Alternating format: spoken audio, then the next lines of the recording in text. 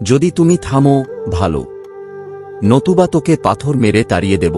ইব্রাহিম আর বুঝলেন পরিবারের মধ্যেও সত্যের পথে বাধা আসবে, কিন্তু তিনি হার মানলেন না।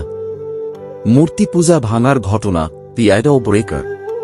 দৃশ্যের বর্ণনা, রাজ্যের সব লোক এক উৎসবে বাইরে গেছে। ইব্রাহিম আর মন্দিরে প্রবেশ করছেন।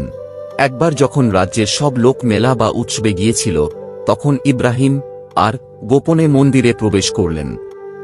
তিনি একটি কুঠার নিলেন এবং একে একে সব ছোট মূর্তি ভেঙে ফেললেন। শুধু একটি মূর্তি রেখে দিলেন, সবচেয়ে বড় মূর্তিটি, আর কুঠারটি ঝুলিয়ে দিলেন সেই বড় মূর্তিটির কাঁধে। বিচার, লোকেরা ফিরে এসে তাদের দেবতাদের এই অবস্থা দেখে হতবাক হয়ে গেল। যখন তারা ইব্রাহিম আর কে জিজ্ঞাসাবাদ করল, জনতা, কে আমাদের দেবতাদের এই অবস্থা করল?